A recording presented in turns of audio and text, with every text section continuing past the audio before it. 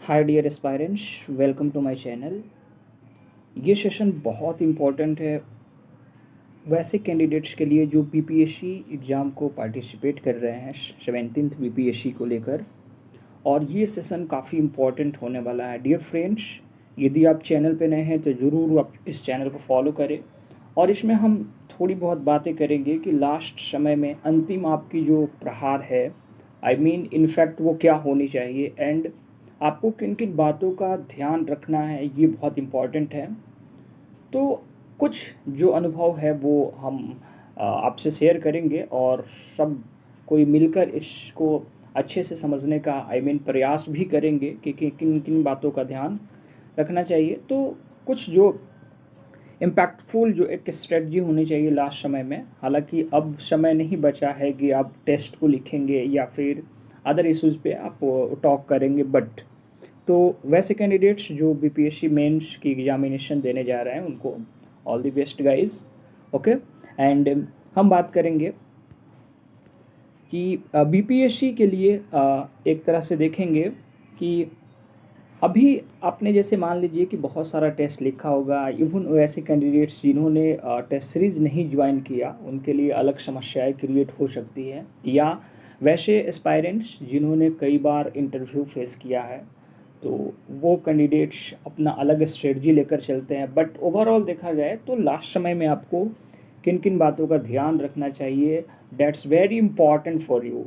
तो आप इस सेशन को लास्ट तक देखें और समझने का प्रयास करें। ज़्यादा वीडियोस लॉन्ग नहीं होगी एंड ये बहुत ही अच्छा अपॉर्चुनिटी है कि आप वो अच्छे से एग्ज़ाम को क्रैक करें एंड आप एक सीट को जो है वो आप अपने लिए सेलेक्ट करें।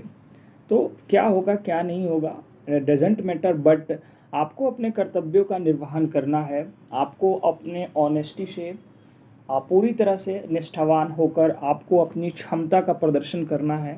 और लिखने के स्तर पे, चूँकि हम सबको पता है कि जिसकी बेहतर लेखन शैली होगी वही इस एग्ज़ाम में बाजीगर कहलाएगा। इसमें कोई बनावटी बातें नहीं हैं। यू नो डैट कि ये कोई बड़ी नई चीज़ भी नहीं है जो मैं आपको शेयर कर रहा हूँ। आपको पता है कि बीपीएससी या यूपीएससी वो वैसे कैंडिडेट्स ज़्यादा उसको प्रेफर कर पाते हैं जिसके अंदर आंसर राइटिंग फॉर्मेटिंग करने की जो कला है वो विकसित हो, and that is totally depend to maturity. तो इवन आप जब मैच्योर होते हैं तो कई चीज़ें जो है वो आपको समझ में आने लगती है कि आपको किस तरह से उसको हैंडल करना है। तो डियर फ्रेंड्स, हम बात करेंगे कि आपके लास्ट समय का अंतिम जो समय है आप क्या करें एंड किन किन बातों का ध्यान रखें। तो हम एक एक करके इस पर बात करने का प्रयास करेंगे। तो उन्हीं सब इश्यूज़ पे हम टॉक करेंगे और आप लास्ट तक इस सेशन में बने रहें। डियर फ्रेंड्स, देखिए आपको क्या क्या बातें जो है वो अवश्य, एक तो आपको कभी भी सेल्फ कॉन्फिडेंट को खोना नहीं है, यानी कि लैक ऑफ कॉन्फिडेंस उसके चक्कर में आपको नहीं पड़ना है। तो सेल्फ कॉन्फिडेंट आपको बना के रखना है एग्ज़ाम तक। ओके डियर फ्रेंड्स, इसमें कभी भी कोताही नहीं होनी चाहिए। आप अटल रहे कि आपको जितना आता है आप बेस्ट है उसके लिए। आपको हताशा नहीं होना है कि सामने वाले कैंडिडेट्स कितना मुझसे नॉलेजफुल है, एंड उसका बिल्कुल ही स्ट्रेस आपको नहीं लेना है। तो self confident is a very important. यदि आपके अंदर ये लैक कर रहा है ना, तो फिर आपको जो आता है वो भी आप नहीं कर पाएंगे। दूसरी चीज़ें हैं कि आपको स्पीड कैसे मेंटेन करनी है, how to maintain speed. Speed कैसे आप मैनेज करेंगे, मेंटेन करेंगे, दैट्स वेरी इंपॉर्टेंट।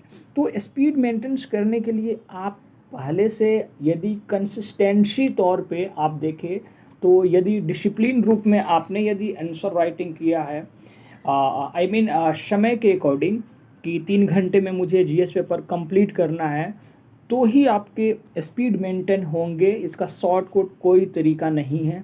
और जो ब्लंडर मिस्टेक्स मेजर कैंडिडेट्स करते हैं, मैं उनको बता दूं कि स्पीड आपके मेंटेन्स कैसे होंगे। आप क्या आप अलग अलग पैरा लिख के, जैसे कई बार तो ये होता है कि कैंडिडेट्स आप जैसे क्वेश्चन कुछ भी हो बट वो लिखते हैं जितना उनको नॉलेज हो, but that is not enough. इस तरह की आपकी जो है मैच्योरिटी नहीं होनी चाहिए। एग्ज़ामिनर काफ़ी मैच्योर होते हैं, तो जो आपसे पूछा जाए आई मीन उसको आप लिखें टू द पॉइंट और अकॉर्डिंग टू डिमांड। जब आप उसका प्रेजेंटेशन करेंगे तो आपका एक अच्छा फ्लो भी माना जाएगा।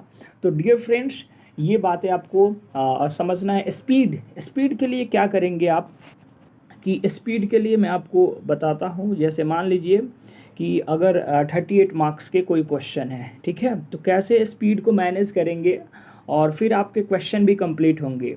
बिकॉज़ कई बार तो ये होता है, जैसे मैंने फुल लेंथ जो भी लिखा है उसमें मेरे एक दो क्वेश्चन किसी किसी पेपर में जो है वो छूट जा रहे हैं आई मीन। तो वहाँ पे मुझे ऐसा लग रहा है कि उसको मैं फ्लो चार्ट या विद डायग्राम से मैं उसको प्रेजेंट कर दूँ तो वहाँ पे फुलफ़िल हो सकता है। और आप जितने भी टॉपर्स को देखेंगे, आप कॉपी उठा के देख लेंगे, आई मीन ये पाएंगे कि जैसे मान लीजिए कि 38 मार्क्स का क्वेश्चन है, ठीक है, तो 38 मार्क्स के क्वेश्चन में आप जैसे मान लीजिए कि आपके पास 3 या 4 पेज मिल गया आपको लिखने के लिए, ठीक है, सपोज़। तो आप क्या करेंगे, आप यहाँ से पैरा बनाते बनाते बनाते बनाते जब इतना आप पैरा बनाएंगे ना तो आप 38 मार्क्स के क्वेश्चन में ही उलझ जाएंगे। आई मीन थोड़ा सा आपको स्मार्ट वर्क करना होगा कि आप यहाँ पे ये कर सकते हैं जस्ट वेट, कि जैसे मान लीजिए कि ये पैरा है, ठीक है, अकॉर्डिंग टू क्वेश्चन आपने ये वाला पैरा बना दी। आप विथ डायग्राम बनाने का प्रयास करें। जैसे ये पैरा को मैंने डायग्राम बना दिया, कुछ इसमें मैंने पैरा लिखा, फिर यहाँ पे डायग्राम बना दिया। डियर फ्रेंड्स, यहीं से टाइम को मैनेज करना होता है। अदरवाइज़ आप लिखेंगे पॉइंट फॉर्म में लिखते लिखते लिखते चले जाएंगे, आई मीन वो आपको लैग करेगा और क्वेश्चन फुलफिल नहीं होगा। मैं ये बता रहा हूँ, मैंने बहुत सारा टेस्ट लिखा है, उस बेस पे मैं कह रहा हूँ कि जब भी आप लिखें तो विथ डायग्राम बीच बीच में प्रेजेंटेशन ज़रूर डालें ताकि वो इम्पैक्टफुल भी रहे और आपका जो कॉपी का जो आपके आंसर राइटिंग का जो फॉर्मेटिंग है उसका अट्रैक्शन भी एग्जामिनर को बेहतर लगे। तो इस बात पे ध्यान देना है। स्पीड वैसे ही मेंटेन होगा यदि आपने कंटेंट को बेहतर रूप में प्रिपेयर किया है, तभी आपकी स्पीड जो है वो मेंटेन होगी। और किस तरह से आप विथ डायग्राम चार्ट्स को बनाएंगे। चार्ट्स के कई रूप हो सकते हैं, ठीक है। एक तो आप ऐसे फ्लो चार्ट कर सकते हैं अलग अलग रूपों में ऐसे करके, या फिर और भी बहुत सारे है। जैसे मान लीजिए कि ये वाला भी आप इस तरह से भी आप विद डायग्राम ड्रॉ कर सकते हैं, ठीक है। इसके अलावे बहुत बहुत सारे हैं, जैसे इस वाले विद डायग्राम को भी आप बना सकते हैं। इसके अलावे आप इस तरह से भी विद डायग्राम को प्रेजेंट कर सकते हैं। तो ऐसे कई डायग्राम्स हैं जिसको आप पुट कर सकते हैं एंड बहुत सारे अलग अलग कंपोनेंट्स के तौर पे डायग्राम है जिसको आपको यूज़ करना चाहिए। तो फ्रेंड्स, आपकी स्पीड जो है वो मेंटेन इसी प्रकार से होगी। एंड सबसे इम्पॉर्टेंट बातें हमें ये जानना है कि जैसे सेल्फ कॉन्फिडेंस, स्पीड की बात कर लिया हमने। अब तीसरा हम बात करते हैं कि थर्ड हम बात करते हैं कि क्या लिखे एग्जामिनेशन हॉल में। आई मीन जो पूछा जा रहा है वो लिखे या फिर उसके बियॉन्ड भी कुछ आपको अगर मान लीजिए कि कुछ डालना हो अपने से तो वो डाले। तो थोड़ा सा इस पर हम बात करते हैं कि क्वेश्चन डिमांड, ठीक है। क्वेश्चन डिमांड के अकॉर्डिंग अगर हम बात करें तो क्वेश्चन जो पूछा जाए, जैसे मान लीजिए कि आपसे कुछ भी, जैसे भारत छोड़ो आंदोलन के समक्ष जो उसके प्रभाव है और उसके रीजन्स को पूछा गया, तो आपको डियर फ्रेंड्स रीजन्स और प्रभाव पे ज़्यादा फोकस करना है।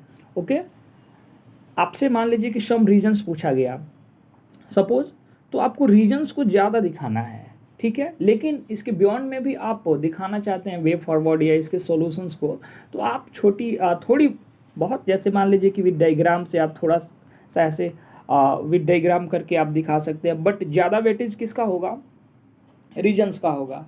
आई मीन ये समझना इम्पॉर्टेंट है कि जब भी आपसे क्वेश्चन हो 38 मार्क्स के हो, 8 मार्क्स के हो या फिर 7 मार्क्स के, आपको स्मार्ट तरीका ये अपनाना है कि आपको क्वेश्चन के अकॉर्डिंग जो पूछा जा रहा है, अगर प्रभाव पूछा जा रहा है तो आपको प्रभाव लिखना है। अगर अगर मान लीजिए कि आपसे रीजन्स पूछा जा रहा है तो रीजन्स आपको लिखना है। लेकिन सबसे मेजर जो इशू जाता है मैं उस पर बात करता हूँ। जैसे मान लीजिए कि आपके पास 10 रीजन्स है, आपने 10 को ऐसे डायग्राम्स में आपने अलग अलग अभी डायग्राम में यहाँ पे बना दिया, ठीक है फ्रेंड्स। तो क्या इसको एक्सप्लेन करना सबको इम्पॉर्टेंट है? ये बहुत मेजर इशूज है। तो मैं आपको बता दूं, सारे जो रीजन्स है उसको एक्सप्लेन करना इम्पॉर्टेंट नहीं है। आपने यहाँ चार्ट में दिखा दिया, आप इसमें से जो भी मुख्य है आप 5 से 6 रीजन्स को यहाँ पे आप ज़रूर उसको डिस्क्राइब करेंगे और उसमें कुछ कुछ बातें लिखने का आप प्रयास करेंगे। ओके फ्रेंड्स, तो ये थोड़ा सा स्मार्ट तरीका आपको अपनाना होगा एंड यही आपके मार्क्स को इनहेंस करेगा।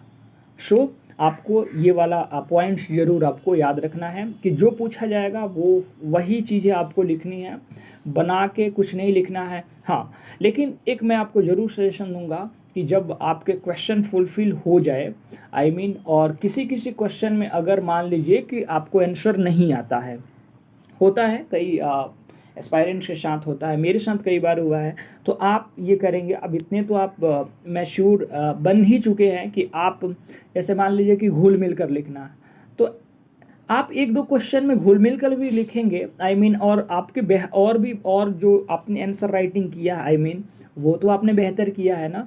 तो वो घुला हुआ जो आपका घुल मिल, हालांकि ऐसा नहीं करना चाहिए, बट अकॉर्डिंग टू क्वेश्चन ना छूटे आपके, तो इसके लिए आप कुछ ना कुछ डायग्राम हो या फिर और अदर इंटीग्रेट करके अदर टॉपिक से जैसे भी हो आप उसके रेफरेंस में वहाँ लिख देंगे। मतलब वही हुआ कि नहीं लिखने से बेहतर है कि कुछ तो कॉपी जो है वो फुलफिल होना चाहिए, और उस मतलब उस जब प्रोसेस को देखेंगे तो आप वहाँ पे देखेंगे कि वो उसमें भी आपको मार्क्स मिलते हैं और मिल जाएंगे। तो डियर फ्रेंड्स, ये आपको थर्ड जो है ये सेगमेंट आपको ज़रूर याद रखना है, ठीक है। नेक्स्ट हम बात करते हैं कि एग्ज़ाम में क्या क्या आपको एक तरह से अब तो बहुत कम ही समय बचा है कि कोई कंटेंट पढ़े, और आंसर राइटिंग तो आप बिल्कुल ही ना करें। एंड अगर वैसे कैंडिडेट्स जिनको ऐसे ही रफली मतलब कुछ कुछ टॉपिक्स पे आपको करना है तो आप कर सकते हैं, बट लास्ट टाइम में आंसर राइटिंग नहीं करना चाहिए, ठीक है। आंसर राइटिंग करने से अब लास्ट टाइम में करेंगे तो मान लीजिए कि अगर किसी का निष्कर्ष नहीं लिख पा रहे हैं, किसी के अगर रेफरेंस को या चैलेंजेस को नहीं फेस कर पा रहे हैं, तो वो थोड़ा सा आपको लैग करेगा, और लास्ट के डेज में तो आपको बिल्कुल ही नहीं करना चाहिए। आप वही करें जो आप जैसे स्टैटिक्स पोर्शन है उस पर ध्यान दें, करेंट अफेयर्स,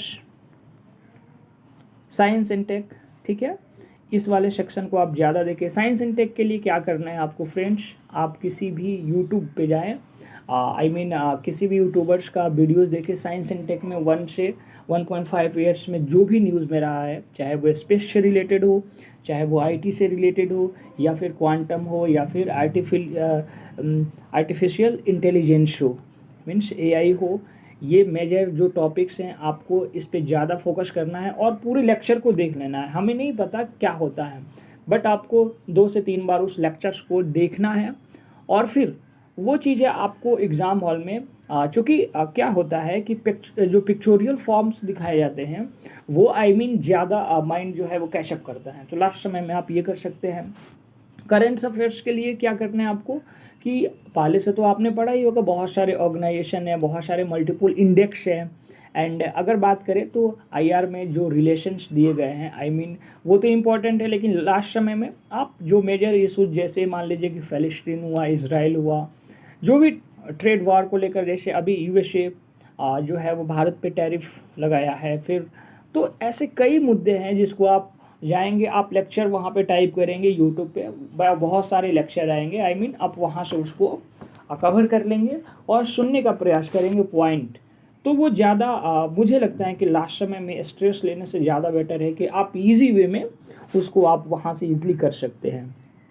तो डियर फ्रेंड्स, कुछ इम्पॉर्टेंट्स बातें हैं जो आपको समझनी है, एंड आप बेफिक्र रहे और बिल्कुल ही स्ट्रेस नहीं लेना है, और कॉपी यानी कि जो आपके आंसर है तभी मुकम्मल होंगे जब आपने पहले से ऑलरेडी किया होगा, 3 घंटे का प्रयास किया होगा।